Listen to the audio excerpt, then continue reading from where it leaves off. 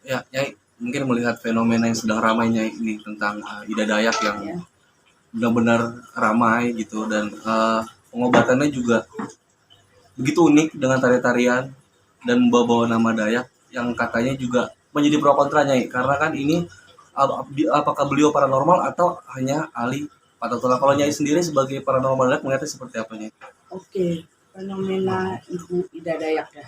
Fenomenanya sangat luar biasa.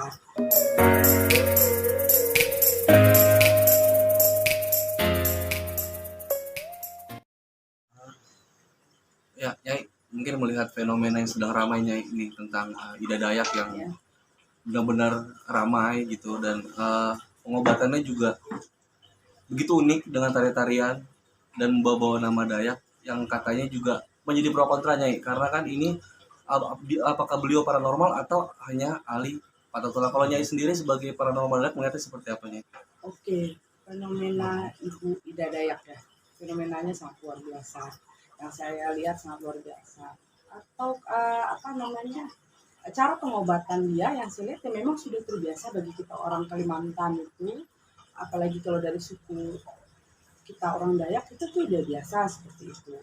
Kalau dibilang Ibu Ida ini adalah seorang spiritual, orang yang mengobati biasanya pasti mempunyai leluhur turun menurun atau dia mempunyai mantra yang turun menurun. Jadi jawaban saya, apakah Ibu Ida bisa dibilang seorang spiritual? Mungkin seorang spiritual bisa. Kenapa? Karena dia cara mengobatinya dia tidak memakai medis kan. Jadi kalau dibilang ini bahwa dia seorang spiritual, jawaban saya mungkin dia seorang spiritual. Jadi kita tidak bisa menebak dia apakah dia seorang bukan seorang spiritual. Jadi saya juga bingung karena yang saya lihat ya dia ada leluhurnya yang selalu menemani dia, cara dia bekerja itu memang cara turun menurun. Jadi jawaban saya, kalau kami orang Kalimantan, orang Dayak biasanya melihat orang itu pasti dia adalah seorang spiritual yang mempunyai suatu kelebihan seperti itu. Dan acara pengobatannya kan juga begitu unik, Nyai, dengan menggunakan tari-tarian. Mungkin Nyai melihatnya seperti apa? Jawaban saya, apakah itu unik bagi kita sih udah biasa caranya itu tuh, bukannya uh, aneh bagi kita tuh udah biasa. Kenapa? Ada orang Dayak itu dari setiap suku kita tuh berbeda-beda. Ada cara orang mengobati dengan balian yang tarian begini, ada orang dengan cara sangiang. Jadi macam-macam, ada orang balian itu ada dari Dayak Manyar itu dia seperti menari. Jadi dia mengobati dan begitu, makanya saya bilang kita sih, oh kalau kita asli orang Kalimantan Tengah, Kalimantan Barat, Kalimantan Timur, atau Kalimantan Utara, Kalimantan Selatan, kita tuh udah biasa cara pengobatan kalau orang Dayak itu pasti ada dengan tarian. Bagi kita tuh bukan nggak biasa, jadi karena kita juga terbiasa melihat itu seperti itu. Kayaknya dari cara pengobatan beda ya. Ini yang menarik adalah Kementerian Kesehatan sampai yang membuat pernyataan bahwa akan mempelajari, akan mendalami. Ini kan luar biasa ya, karena fenomenanya ramai banget. Menurutnya gimana, ini suatu kebanggaan nggak? Karena akhirnya budaya Dayak diangkat dan menjadi perhatian. Oke, saya seorang Dayak, saya asli orang Dayak, saya utus orang Dayak, saya keturunan Dayak. Bangga nggak? Saya bangga. Kenapa? Karena suatu kebanggaan bagi saya melihat suku kita sangat luar biasa. Karena selama ini banyak, mungkin dari semua adat suku banyak di Indonesia, mungkin ada yang seperti Ibu Ida, kan seperti itu. Mungkin karena tidak ada yang memviralkan aja. Karena Ibu Ida ini kena keberuntungan bagi saya yang saya lihat. Karena dia sangat beruntung, karena ada yang memviralkan dia, kan seperti itu. Jadi kayak macam Ibu Ida ini, bagi saya sangat bangga, saya sangat luar biasa karena dia membawa suku kita sangat luar biasa. Saya bangga. Di balik kebanggaan itu ada pro dan kontra. Seperti biasa ada yang mengulik-ulik, dia tahu triknya lah, dia tahu minyak inilah minyak itu. Bagaimana Nyai menyikapi orang-orang yang sok tahu atau gimana gitu? Oke, kok banyak orang melihat trik begini? Jawaban saya begini loh. Tidak perlu kita menjelekkan orang, tidak perlu kita mencaci maki orang. Kalau kita bisa, kalau daripada kita mencari trik itu, lebih bagus kamu bantu orang untuk mengobati aja juga sama-sama. Kan seperti itu. Mana kita bangga melihat orang yang bisa, kayak Ibu Ida bisa membantu orang-orang susah. Banyak orang susah yang dia bantu. Ya, kita bangga. Kalau kita mau menghancurkan dia, buat apa kita harus hancurkan orang? Kalau kita punya kelebihan, bantu seperti Ibu Ida. Kita bantu orang juga sama, enggak usah kita caci maki orang, enggak usah perlu kita cari oh ini kejelekan orang. Kenapa? Belum tentu kita baik. belum tentu kita ada jasa dengan orang lain. Kalau Ibu Ida banyak jasa dia sama orang lain kan seperti itu. Yang menarik juga Nyai, yang sekarang akhirnya viral selain perobatan dari Bu Ida adalah minyak yang digunakan, minyak akar bintang.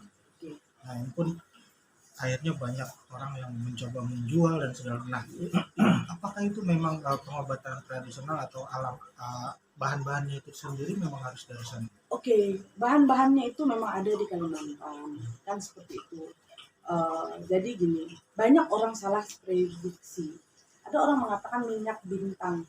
Ada ada minyak bintang yang seperti yang saya katakan waktu itu saya pernah bercerita dengan, ada juga yang saya ceritakan bahwa minyak bintang, ada yang minyak bintang yang dipakai di saat orang itu yang bekas tabrakan atau apa itu diminumkan, diteteskan, dioleskan, nanti saat bintang keluar dia akan kembali menyambung kembali, itu ada.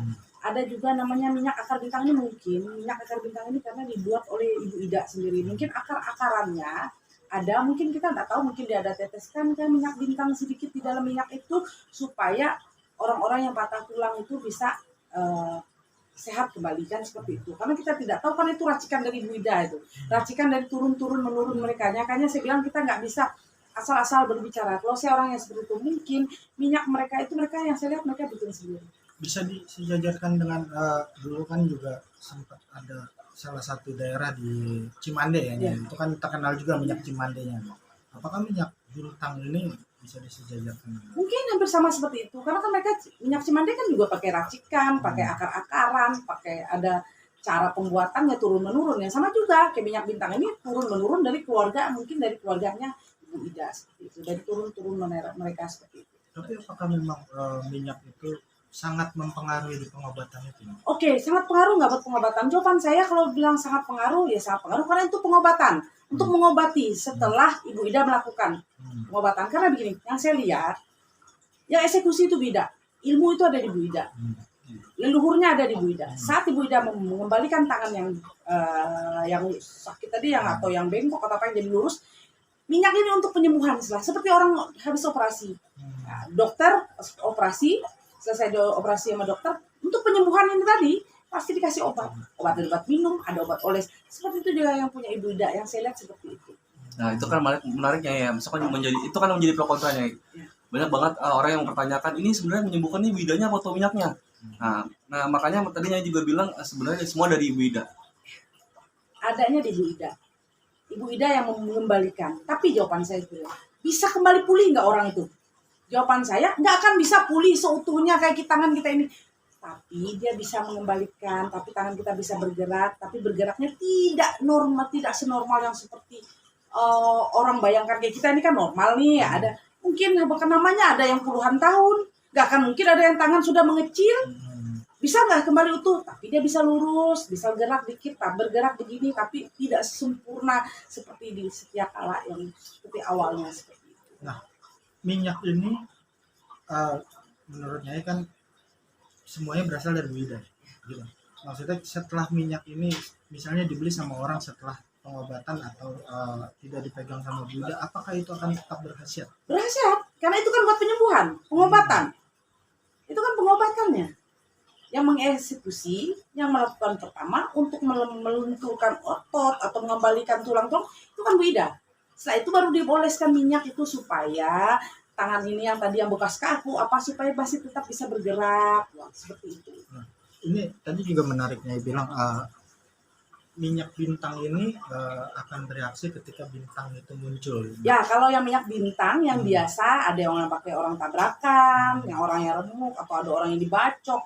Biasanya seperti itu. Setahu saya seperti itu. Kalau di Kalimantan Tengah biasanya seperti itu. Nah, ini apakah memang bahan-bahannya itu harus dicari pada saat bintang tertentu muncul atau bagaimana? Nah, ini saya bilang lagi satu. Minyak bintang itu bagaimana pembuatannya? Karena itu minyak kami turun-menurun, dari leluhur turun-menurun. Jadi kita tidak mengerti bagaimana leluhur dulu membuat minyak itu, kita nggak paham. Seperti itu. Karena makanya kami orang Dayak itu, kita tuh turun-menurun. Seorang spiritual pun tidak ada asal-asal jadi seorang spiritual. Itu biasanya ada silsilah turun-menurunnya. Tidak ada asal orang itu langsung bisa gitu, enggak. Pasti turun-menurun. Nah, karena itu nanti ada yang dikasih tahu oh ini dia yang nggak akan bisa kita sembarangan seperti itu. Jadi kita orang Dayak itu nggak bisa sembarangan. Nah makanya kalau ada orang bertanya minyak bintang itu bagaimana, karena kita itu turun-turun itu biasanya dikasih. Tidak bisa dijelaskan Nggak bisa secara spesifik ya. nggak bisa saya jelaskan secara spesifik karena mungkin udah di zaman kapan itu leluhur turun menurun. Ini ada orang yang luka kasih ke sini. Biasanya orang yang memelihara minyak bintang ini biasanya orang itu yang pernah terjadi ada yang bekas tabrakan atau dia bekas luka dibacok, biasanya seperti itu pasti ada yang pelihara seperti itu. Ya tadi kan saya juga nyebut tidak akan sembuh total. Ya, Ada kemungkinan buat kembali lagi sakit nggak sih ya? Misalkan setelah dia nggak olesin lagi atau enggak, pasti tetap bisa, tapi tidak akan bisa sempurna seperti kita ini kan, kita ini pasti bergerak begini. Bisa, apalagi yang puluhan tahun. Kalau puluhan tahun itu bisa kembali ke enggak. Yang saya lihat itu pasti bisa bergerak, tetap bergerak, tapi tidak semaksimal mungkin bergeraknya. Enggak yang seperti kita ini seperti itu. Nah, pengobatan yang Bu Ida lakukan ini kan viralnya sampai kemana-mana, sampai akhirnya cukup dikenal dengan pengobatan Dayak ini sudah mulai sangat dikenal sama khalayak ramai. Nah, si Bu Ida sendiri ini menurut Mai, apakah memang sosok Bu Ida ini memang ibarat kata dia itu untuk sekedar keluar buat populer aja, atau memang niat dia untuk mengobati? Oke. Yang saya lihat bukan karena populer, dia kan udah dia mengobati orang ini udah puluhan tahun. Kalau mau populer ya mungkin sekarang lah dia buatkan seperti itu. Ini kan udah lama. Kalau jawaban saya memang dia ikhlas mengobati orang. Karena kan pasti ada perjanjian dia bisa mengobati atau dia ini harus mengobati orang banyak. Mungkin ada dia mimpi kah, dia ketemu leluhur atau dia dijumpai leluhur dengan nyata kah, itu kan pasti berbeda-beda. Yang terakhir ya saya, ini kan orang begitu rindu dengan pengobatan alternatif yang nyatanya bisa secara cepat mengobati ya, tanpa mengurangi medis. Karena Nyai juga pernah ngasih tahu bahwa medis dan alternatif sejajar jalannya. Nah tapi gimana Nyai melihat antusias orang sampai datang ke Bu Ida berbondong-bondong bikin macet sampai akhirnya tidak bisa dilaksanakan karena terlalu banyak. Gimana Nyai melihat orang begitu antusias untuk bertemu dengan Bu Ida? Oke, begini loh, karena orang berharap untuk sembuh, tapi kalau memang rezeki itu pasti jumpa kita. Tak usah kita berpaksa, kita berbondong-bondong. Kalau rezeki itu pasti jumpa. Tidak perlu kita sampai sampai berdesak-desakan, sampai bagaimana. Buat saya tidak perlu. Kalau memang rezeki, nasib kita jumpa pasti jumpa. Seperti itu. Jadi fenomena ini bagi saya sangat luar biasa karena bagi saya juga bersyukur karena Bu Ida bisa membantu orang-orang yang nggak mampu, banyak orang yang nggak mampu kan seperti itu. Dan juga maunya saya, kita seorang spiritual ataupun pengobatan alternatif maupun dengan orang medis, sebenarnya kita sama-sama bila mana dari yang memang tidak bisa disembuhkan secara medis kan ada. Kita bisa bantu seorang spiritual, kita bantu dengan cara apa? Pengobatan, kita cari akar-akaran secara, kalau kami bilang tetambah kampung, obat kampung ini kan banyak, ada akar-akaran, ada turun-menurun yang untuk membantu, kan bisa seperti itu. Jadi tidak perlu lah kita saling menjelekkan satu sama lain. Toh yang penting kita niat ikhlas membantu masyarakat. ya tadi dari saya, Bu Ida sendiri ini kan bilang kalau dia bilang tidak bisa disembuhkannya. Ya. Berarti memang kalau yang lihat apa semua penyakit itu memang tidak semua itu disembuhkan atau gimana? Oh iya, semua itu tidak kalau kita orang Dayak, saya aja mengobati orang. Ada orang sakit yang sakit, ada orang yang memang benar, ada orang yang datang ke saya bilang kamu nggak disantet, kamu memang kena penyakit ini, penyakit laut atau penyakit yang memang harus medis yang pegang. Ada orang yang bilang karena dia kena santet. Kalau saya pegang, saya ada satu minyak yang saya pegang, kalau ini nih biasanya kena jantung, saya suruh ke rumah sakit, dia pergi ke rumah sakit, ternyata memang benar-benar kan bukan bidang kita untuk memegang kalau penyakit jantung apa itu kan bukan bidang kita, bidangnya kan memang spesialisnya itu kan dokter, kita arahkan seperti itu. Jadi kalau kita orang Dayak itu yang memang bukan bidang kita, ya kita nggak bisa mengatakan memang kamu harus kita obati, kan nggak akan mungkin. Sama seperti Bu Ida, yang dia lihat dia nggak bisa obatin, dia akan bilang saya nggak bisa obatin. Kan kita harus real aja. Sedikit menegaskan aja nih, kan sekarang ya tadi dibilang banyak meme yang tarian segala macam. Apakah setiap paranormal atau spiritualis Dayak gitu, memang harus ada bentuk tarian di depan untuk memulai pengobatan? Oke, ada banyak macam kan, makanya saya bilang tadi banyak macam, kita orang Dayak tuh banyak macam suku. Jadi ada Dayak Manyan, Dayak Maju, ada Dayak Iban, ada banyak macam-macam. Dengan cara pengobatan juga berbeda-beda. Ada yang dengan tarian, ada yang dengan kemasukan leluhur, ada dengan menutup kepala, dengan bacaan mantra manggil leluhur, itu banyak macam. Seperti itu. Tapi itu kita itu memang turun-menurun. Tidak akan Ciri khas Dayak memang begitu. ya, kita tuh bingung. Makanya saya bilang ya, kita orang Dayak itu soal spiritual tuh kita memang kita turun menurun, nggak ada yang kita asal-asalan seperti itu. Makanya kadang-kadang kita juga nggak bisa menjelaskan ini bagaimana kita tuh bisa seperti ini nih, kita tuh nggak mengerti. Ini kita memang dipilih, nanti kita jadi seorang spiritual itu kadang-kadang leluhur kita datang ke kita memberitahu bahwa kita memang waktunya untuk duduk ngobatin orang, bantu orang, nanti dikasih tahu saja syarat-syarat menyaratnya. Banyak kadang-kadang kalau kita nggak bisa, kadang kita bisa sakit, kita nggak mau tuh kita sakit, kita menolak, kan memang udah takdir kita. Makanya saya bilang susah kalau kita orang spiritual, orang Dayak itu kita biasanya seorang mengobat itu kita turun menurun. Terakhir dari saya kan, semenjak ada fenomena Ibu Ida Dayak ini kan ramai nih, Nyai. Banyak banget orang yang mengaku-ngaku paranormal Dayak, banyak banget yang mengaku-ngaku ahli Semenjak ini viral. ahli patah tulang dari Dayak. Mungkin Nyai sebagai paranormal asli Dayak seperti apa Nyai? Mungkin pesannya Nyai. Itu pesan saya begini. Saya pun banyak bertemu dengan orang yang bukan orang Dayak asli, tapi dia seorang spiritual yang mengaku orang Dayak tuh banyak. Tapi saya suka begini. Ini bagus kita jujur. Kita dari mana, asal kita mana, atau saya asli orang mana, tapi saya belajar guru saya orang Dayak. Lebih bagus begitu daripada kita mengaku kita orang Dayak, ternyata setelah ditanya silsilah kita, ternyata kita bukan orang Dayak, kita malu. Kalau saya lebih bagus kita real. Kita ngomong apa adanya aja. Karena yang itu banyak saya juga berjumpa dengan orang-orang yang mengaku dia orang Dayak. Ternyata setelah saya tanya silsilah dia, saya bicara kayak apa, ternyata dia bukan orang Dayak. Ada yang bilang itu leluhur dia zaman dulu. Nah ini kita yang bingung kan karena leluhur zaman dulu ini ya. Nah tapi kalau kita asli orang Dayak itu biasanya kita ditanya leluhur, kita ditanya kamu orang mana, turunanmu di mana, kamu di mana, pasti akan ditanya mereka seperti itu. Dan kayak kita orang Dayak itu kayak saya orang Dayak Palangkaraya, Dayak Kaju, kita punya